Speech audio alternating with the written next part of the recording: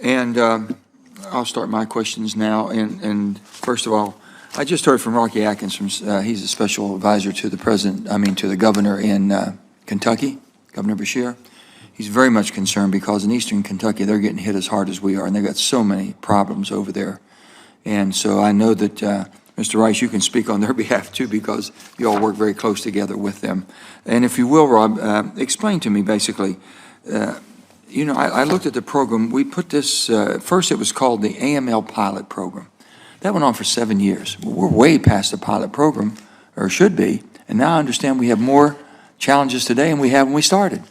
Can you give me a little bit of direction on this and what you think we can do? And Mr. Newton, you'll jump in here too. We've got to fix it, and we want to help Ms. Owens, and we got to make sure that we're able to direct the energies we have and the resources to fix it, because people are desperate to get this done, and it'll never have another opportunity like we have today to do that. Sir? Thank you, Mr. Chairman. I appreciate that. As you stated, the AML or the AMLR program started as a pilot to give you an idea of what we experienced initially versus today. So each year we receive new guidance prior to receiving the AMLR funds, and each year that guidance document becomes thicker. So there's more hoops to jump through. The vetting period has increased over subsequent years. So, from our perspective, we have projects that the state feels comfortable moving forward with, Kentucky feels comfortable moving forward with, because that's why they advance them up to OSM to go through the vetting process. But as the program has evolved from the pilot up to what it is today, it has the same intent, and we're able to get to the same point, but the process that it takes to get there is much more difficult. And it could be as simple as a grant application process. Are the requirements that have to be included in the application, seem like they increased. The guidance, as I stated, that has increased. And then, there were two issues that came up that have really made us scratch our heads as to whether or not this is a loan or an economic development program. And that has been program income and then deed recorded covenants. So when we talk about program income, if a project is funded and they implement their project and then it becomes successful and there are revenues made from the advancement of that project, we were told that those monies can't be, nothing can happen with those monies unless it's reinvested back into the project. So we have examples of individuals who have received funds, constructed projects, and now we're telling them that for a period of time you can't actually make any money off of the project. You have to then instead reinvest those funds back into the project. So that's the program income side.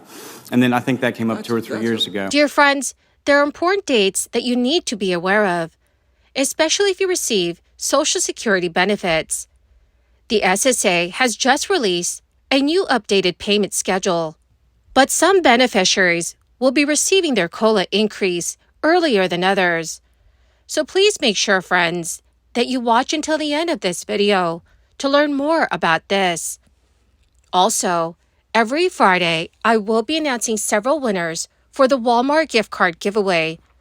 If you would like to enter these weekly giveaway, friends, all you have to do is click and like several of my videos, and then comment below the keyword of each video that you watch.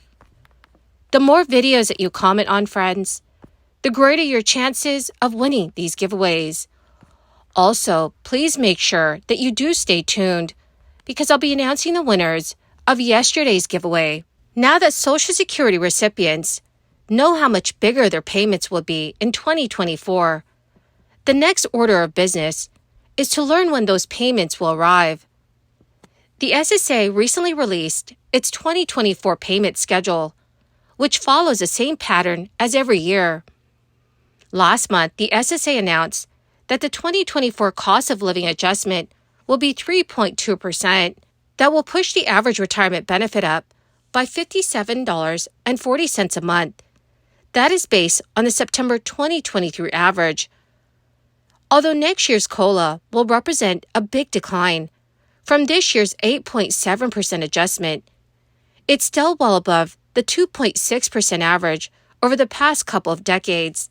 When it's closer to that time, you will be able to check your My Social Security Account message center for a notice about your new benefit amount. Everyone else who receives Social Security payments will receive their first check in January 2024.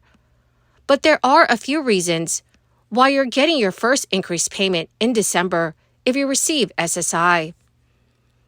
The SSA follows a strict schedule when sending out monthly payments. For those who receive SSI, their payments are almost always sent out on the first of each month. There are two reasons why your payment would not arrive on the first of any month. That is if the regular payment date falls on a holiday or a weekend. In January 2024, the first of the month will fall on a holiday. When this happens, the administration sends the checks earlier on the nearest business days, and in this case, it is a Friday. If you receive SSI, you will receive a payment on December 29th with your new benefit amount.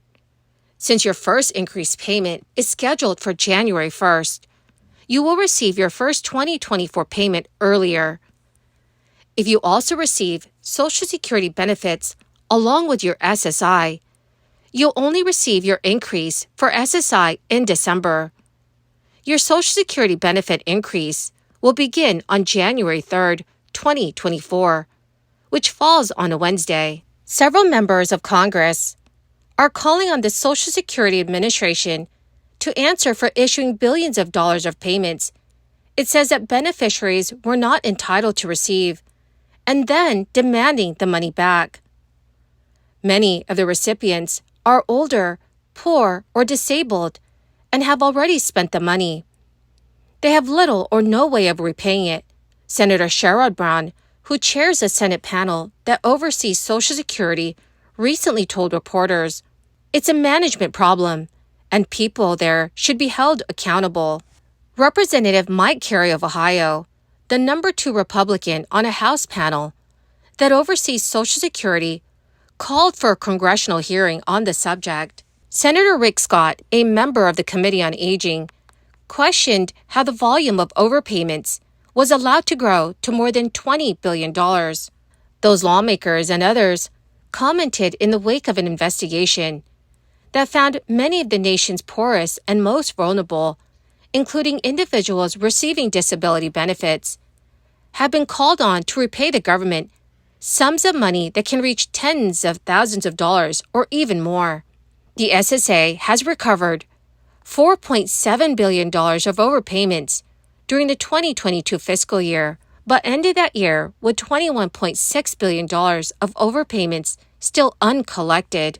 In many cases, the overpayments were the result of errors by the government rather than the person receiving the money. For example, in a disclosure covering some of the programs involved, the agency reported issuing about $2 billion of overpayments in the 2022 fiscal year, of which about $1.5 billion was within agency control. By the time the government catches mistakes, years can pass, and the amounts it says that people owe can balloon to staggering levels. Well, my magnificent and most marvelous friends, that is the end of my daily stimulus update video for today. My dearest friends, thank you so much for being part of this community. The 2 winners of yesterday's Walmart gift card giveaway is Vivian McKeithen and Jasmine Borjoquez. Congratulations, my dearest friends.